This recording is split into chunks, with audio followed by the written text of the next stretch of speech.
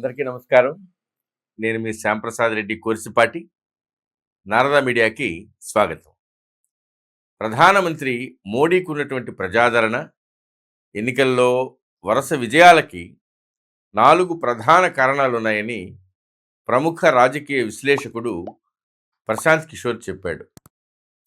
హిందుత్వం పట్ల బీజేపీకి ఉన్నటువంటి నిబద్ధత, జాతీయవాదం వైపు ప్రజలు ఆకర్షితులు కావడం, అట్లాగే బీజేపీ యొక్క ఆర్థిక సంస్థాగత క్రమశిక్షణ, బలం, అలాగే మోడీ ప్రభుత్వం అందిస్తున్నటువంటి సంక్షేమ పథకాలు మధ్యలో అంటే ఎలాంటి దళారీలు లేకుండా నేరుగా ప్రజలకు అందుతూ ఉండడం, ఈ సంక్షేమ పథకాలన్నీ కూడా ఇవన్నీ కూడా మోడీ విజయానికి కారణం అని చెప్పనని ప్రశాంత్ కిషోర్ విశ్లేషించారు.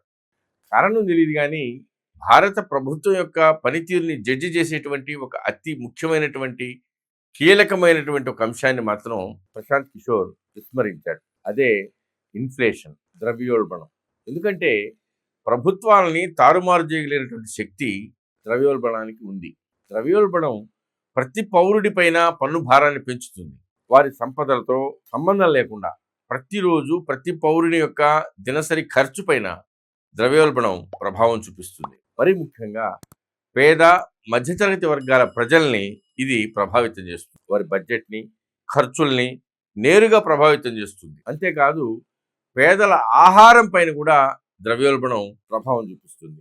వారికి తగినటువంటి ఆహారం లేకుండా చేస్తుంది. ద్రవ్యోల్బణం నిస్సందేహంగా ఏ దేశంలోనైనా, ముఖ్యంగా ప్రజాస్వామ్య దేశాలలో ఆ దేశ రాజకీయ ఆర్థిక స్థితిగతులపైన గట్టిగానే ప్రభావం చూపిస్తుంది. చరిత్రను కనుక మనం పరిశీలించినట్టయితే ఏ ప్రభుత్వమైనా ద్రవ్యోల్బణాన్ని గనక కంట్రోల్ చేయలేకపోతే ఆయా దేశాల్లో పెద్ద ఎత్తున ప్రజా విప్లవాలు చెలరేగినటువంటి పరిస్థితిని కూడా మనం ప్రపంచవ్యాప్తంగా గమనించవచ్చు. భారత రాజకీయాల్లో కూడా ఇలాంటి పరిస్థితి కొత్తేమీ కాదు. సోనియా గాంధీ, మన్మోహన్ సింగ్ల సారథ్యంలో నడిచినటువంటి యూపీఏ 2 పైన ప్రజల్లో ఏర్పడినటువంటి తీవ్రమైన ఆగ్రహానికి ఒక కారణం యూపీఏ హయాంలో దేశంలో ఏర్పడినటువంటి ద్రవ్యోల్బణం. ఇది అప్పట్లో గరిష్టంగా 12%కి చేరుకుంది. రాహుల్ గాంధీ, ఇతర ప్రతిపక్ష నాయకులు ఆర్థిక మాంద్యాన్ని, ద్రవ్యోల్బణాన్ని ఒక ఆయుధంగా మలుచుకొని ప్రధాని మోడీపై ప్రభుత్వాన్ని బదనాం చేయాలని పదే పదే ప్రయత్నించారు. కానీ వాళ్ళు ఎన్ని ప్రయత్నాలు చేసినప్పటికీ కూడా ద్రవ్యోల్బణం అనేది 2019 ఎన్నికల్లో కానీ, అట్లాగే ఇప్పుడు జరుగుతున్నటువంటి 2024 ఎన్నికల్లో కానీ ప్రముఖ ఎన్నికల నినాదంగా మారలేదు. టీవీల్లో అదే పనిగా తప్పుడు విశ్లేషణలు ఇస్తూ దేశ వినాశనాన్ని మాత్రమే కోరుకునేటువంటి కొంతమంది అపశకున పక్షులు మాత్రం ఇదిగో ఆర్థిక మాంద్యం వచ్చేస్తూ ఉంది, అదిగో వచ్చేస్తూ ఉంది అంట జనాన్ని భయపెట్టేటువంటి ప్రయత్నం చేశారు. యథావిధిగా జనాలు ఎవరు వాళ్ళని పట్టించుకోను లేదు, వాళ్ళ కలలేవి కూడా నిజం కాలేదు. నిజంగా ద్రవ్యోల్బణం అనేది ఉండుంటే ద్రవ్యోల్బణం ద్వారా ఆర్థిక వ్యవస్థలో ప్రతి ఒక్కరి రోజువారీ జీవితం పైన ప్రభావం చూపేటువంటి అధిక ధరలు, కరువు, ఆహార కొరత వంటి అనేక సమస్యల చుట్టూ ప్రజల్ని కూడగట్టడం ఏ రాజకీయ పార్టీకైనా పెద్ద కష్టమేం కాదు. సో నరేంద్ర మోడీ ప్రభుత్వం ఏర్పడిన తర్వాత జరుగుతున్నటువంటి ఈ 2 ఎన్నికల్లోనూ ద్రవ్యోల్బణం కీలకాంశం కాలేదు. అంటే గతంలో లాగా ప్రజలు ద్రవ్యోల్బణం యొక్క ప్రభావాన్ని పెద్దగా అనుభవించడం లేదు, ఇబ్బంది పడడం లేదు అనేటువంటి విషయాన్ని మనం అర్థం చేసుకోవచ్చు. మనకు అందుబాటులో ఉన్నటువంటి డేటా కూడా ఈ వాదనకి బలం చేకూరుస్తుంది. భారతదేశానికి స్వాతంత్రం వచ్చినప్పటి నుంచి దేశానికి ప్రధానులుగా పనిచేసినటువంటి వారి హయాంలలో సగటు ద్రవ్యోల్బణాలని ఒకసారి చూద్దాం. అంటే కన్జ్యూమర్ ప్రైస్ ఇండెక్స్, సిపిఐ అంటారు దాన్ని, అలాగే హోల్సేల్ ప్రైస్ ఇండెక్స్, డబ్ల్యూపిఐ. అంటే మనం ఏదైతే మనం కొంటున్నామో కొనుగోలుదారుని యొక్క ధరలు, అట్లాగే హోల్సేల్ ధరలు.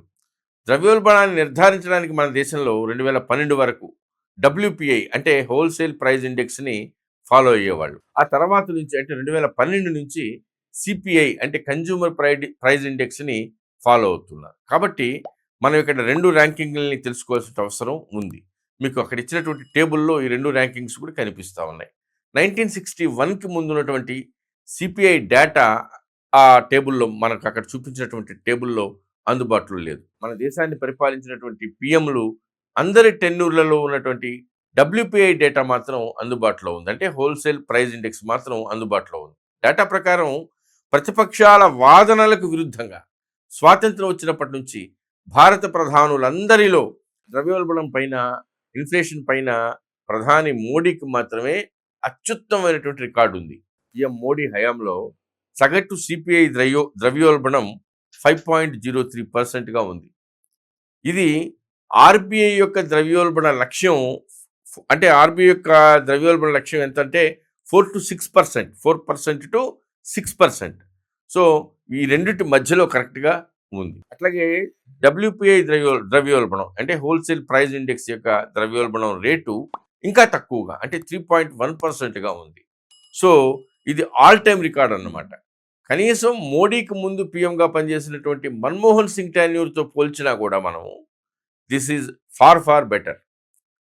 మన్మోహన్ టైంలో సిపిఐ ద్రవ్యోల్బణం 8.2% ఉంది. కానీ ఇప్పుడు అదే సిపిఐ ద్రవ్యోల్బణం 5.03% ఉంది.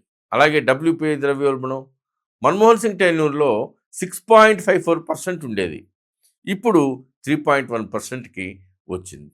కొంతమంది ప్రధానమంత్రులు మాత్రమే సిపిఐ ద్రవ్యోల్బణాన్ని ఆర్బీఐ లక్ష్యం యొక్క గరిష్ట పరిమితి, అంటే ఆ 6% ఏదైతే ఉందో దానికి దగ్గరగా తీసుకురాగలిగారు. ఈ విషయంలో ప్రధాని మోడీ మాత్రం అనూహ్యంగా పనిచేశారు. అసలు ద్రవ్యోల్బణం పైన ప్రభుత్వాలకు నియంత్రణ ఉంటుందా, లేకపోతే ప్రపంచవ్యాప్తంగా జరిగేటువంటి పరిణామాలు, కేంద్ర బ్యాంకులు ద్రవ్యోల్బణాన్ని కంట్రోల్ చేస్తాయా అనేది తెలుసుకునే ముందు ఈ గ్రాఫ్ని ఒకసారి చూద్దాం. మన దేశంలో వివిధ ప్రధానుల పాలనా కాలంలో ద్రవ్యోల్బణంలో మధ్య ఉన్నటువంటి పూర్తి వ్యత్యాసాలు మనం కనుక గమనించినట్లయితే, ఇన్ఫ్లేషన్ రేట్లో ప్రభుత్వ విధానాలు, నాయకత్వము ముఖ్యమైనటువంటి పాత్రను పోషిస్తున్నట్టు అనేటువంటి విషయాన్ని మనం స్పష్టం మనకు అర్థమవుతుంది. సో ఉదాహరణకు మే 2014లో ప్రధాని మోడీ అధికారం చేపట్టేటప్పటికి మన దేశంలో ద్రవ్యోల్బణం 8% ఉంది. డిసెంబర్ నాటికే, అంటే మే నుంచి డిసెంబర్, అంటే ఒక ఇంచుమించుగా ఒక 7 months తేడాలో మొత్తం అంతా మారిపోయింది, సగానికి పడిపోయింది. 4%కి వచ్చేసింది ద్రవ్యోల్బణం. అంత తక్కువ టైంలో ఇన్ఫ్లేషన్ అంతగా కంట్రోల్ అయిందంటే దాని అర్థం ఏమిటి? ద్రవ్యోల్బణం పైన ప్రభుత్వ ప్రభావం ఉంటుందనే కదా. కాబట్టి 2008 నుంచి యుఎస్లో పరిస్థితులు కూడా మనం ఒకసారి గమనించినట్లయితే, ప్రభుత్వంతో పోలిస్తే ద్రవ్యోల్బణం విషయంలో కేంద్ర బ్యాంకులు నిర్వహించేటువంటి పాత్ర చాలా పరిమితమైనటువంటి విషయం మనకు అర్థమవుతుంది. 2008 నుంచి ఒక దశాబ్దం పాటు యుఎస్లో 0% ఇన్ఫ్లేషన్ రేట్ ఉంది చూడండి. అయితే కరోనా టైంలో వాళ్ళు ఇచ్చినటువంటి అనేక రకాలైనటువంటి సంక్షేమ పథకాలు కానివ్వండి, ఫ్రీబీస్ కారణంగా ఆర్థిక విషయాల్లో యుఎస్ గవర్నమెంట్ అనేక రకాలైనటువంటి నిర్ణయాలు తీసుకుంది. సో ఆ నిర్ణయాల కారణంగా అక్కడ ద్రవ్యోల్బణం పెరిగింది. ద్రవ్యోల్బణాన్ని నియంత్రించడానికి యుఎస్ సెంట్రల్ బ్యాంక్ చేసినటువంటి ప్రయత్నాలు చూస్తే ద్రవ్యోల్బణాన్ని కంట్రోల్ చేయడంలో బ్యాంకుల యొక్క పరిమిత పాత్ర మనకు అర్థమవుతుంది. ప్రధాని మోడీ హయాంలో సగటున ద్రవ్యోల్బణం రేటు అమెరికాలో కంటే 2.39% ఎక్కువ. పిఎం మన్మోహన్ సింగ్ కాలంలో కనుకైతే ద్రవ్యోల్బణం రేటు యుఎస్ ద్రవ్యోల్బణం కంటే కూడా 5.58% ఎక్కువ. అదే పివి నరసింహారావు హయాంలో కనుక తీసుకుంటే మనం 7.17% ఎక్కువ. భారతదేశం సుదీర్ఘ కాలం నుంచి ఈ అధిక ద్రవ్యోల్బణానికి పెట్టింది పేరు. అయితే ప్రధాని మోడీ పాలనతో అందులో మార్పు వచ్చింది. భారత ఆర్థిక వ్యవస్థలో ద్రవ్యోల్బణం స్థాయిలలో నిర్మాణాత్మకమైనటువంటి మార్పులు వచ్చాయి. భారతదేశంలో సుదీర్ఘకాలం పాటు కొనసాగినటువంటి అధిక ద్రవ్యోల్బణాల తాలూకు దుర్భరమైనటువంటి గతాన్ని బట్టి చూస్తే ఇదేం సామాన్యమైన విషయం ఏం కాదు, చాలా గొప్ప విజయం. దీర్ఘకాలిక ద్రవ్యోల్బణ సమస్యను అధిగమించడంలో మోడీ ప్రభుత్వం తెచ్చినటువంటి అనేక నిర్మాణాత్మక సంస్కరణలు భారత ఆర్థిక వ్యవస్థకు సహాయపడ్డాయి. అంతకుముందు భారతదేశంలో ఉన్నటువంటి అరకొర ట్రాన్స్పోర్టేషన్ అధిక ద్రవ్యోల్బణానికి నేరుగా దోహదపడింది. అప్పుడు ఒక దగ్గర నుంచి ఇంకో దగ్గరికి వస్తువులు సకాలంలో చేరేవి కాదు. పర్మిట్లని, ట్యాక్సేషన్ అని, ఇవన్నీ కూడా ఎక్కువ ఖర్చుతో కూడుకున్నవి, అట్లాగే ఎక్కువ టైం టేకింగ్ కూడా అనమాట. అంటే వాటి కోసం వెహికల్స్ గంటలు వెయిట్ చేయాల్సి వచ్చేది. మేము చిన్నప్పుడు చూసేవాళ్ళం, చెక్ పోస్టుల దగ్గర వెహికల్స్ పెద్ద పెద్ద క్యూలలో ఉండేవి. అట్లాగే డ్రైవర్లు కూడా ఆ కాగితాలు పట్టుకుని గంటలు ఆ ఆఫీసుల ముందర పడిగాపులు పడాల్సినటువంటి పరిస్థితి వచ్చేది. ముఖ్యంగా రాష్ట్రాల సరిహద్దుల్లో ఈ సీన్ ఎక్కువగా ఉండేది. అయితే జిఎస్టీ వచ్చిన తర్వాత ఆ పరిస్థితి మారింది. సో దీనివల్ల ఫ్యూయల్ ఖర్చు తగ్గింది, టైం సేవ్ అయింది, ఓవరాల్గా ట్రాన్స్పోర్టేషను స్పీడప్ అయింది. క్రూడ్ ఆయిల్ ధరల్లో వచ్చినటువంటి తగ్గుదల కూడా భారత ఆర్థిక వ్యవస్థ పుంజుకోవడానికి హెల్ప్ అయింది. ప్రతిపక్షాలు పెట్రోలు, డీజిలు 40-50 రూపాయలకి ఇచ్చేయొచ్చు కదా అని స్టేట్మెంట్లు ఇచ్చేస్తుంటారు కదా. నిజానికి ఆ పని గనక చేస్తున్నట్లయితే 140 కోట్ల మంది జనాభా ఉన్నటువంటి దేశం, కరోనా లాంటి తీవ్ర సంక్షోభ పరిస్థితులను ఎదుర్కొన్నటువంటి దేశం తీవ్ర ఆర్థిక సంక్షోభంలోకి వెళ్ళిపోయి ఉండేది. ప్రజలు దుర్భర దారిద్ర్యాన్ని అనుభవించాల్సినటువంటి దుస్థితి ఏర్పడి ఉండేది. మోడీ ప్రభుత్వం యొక్క ముందు చూపు కారణంగానే కరోనా లాంటి సంక్షోభాన్ని సమర్థవంతంగా మనం ఎదుర్కోగలిగాం. 140 కోట్ల జనాభాకి ఉచితంగా వ్యాక్సిన్ అందింది. 80 కోట్ల మందికి ఇప్పటికీ ఉచితంగా రేషన్ అందుతా ఉంది. అలాగే డిజిటల్ సంస్కరణలు కూడా మన దేశ ఆర్థిక వ్యవస్థ పుష్టికి మరొక ముఖ్యమైనటువంటి కారణం. అట్లాగే పాలనలో అవినీతి తగ్గడం, ముఖ్యంగా ప్రజలకు సంక్షేమ ఫలాలు డైరెక్ట్గా అందేలాగా చేయడం. సహజంగా ప్రజలకు ఈ సంక్షేమ పథకాలు అందించేటువంటి క్రమంలో జరిగేటువంటి లీకేజీలు, అంటే ఏదో సినిమాలో చూపిస్తారు కదా, ఒక ఐసుగడ్డ చేతులు మారుతూ అందాల్సిన వాడి దగ్గరికి వచ్చేటప్పటికి పూర్తిగా కరిగిపోతుంది అనమాట. అట్లా అవినీతి వల్ల సంక్షేమ పథకాలలో జరిగేటువంటి లీకేజీలు తరచుగా అధిక ద్రవ్యోల్బణానికి దారితీస్తాయి.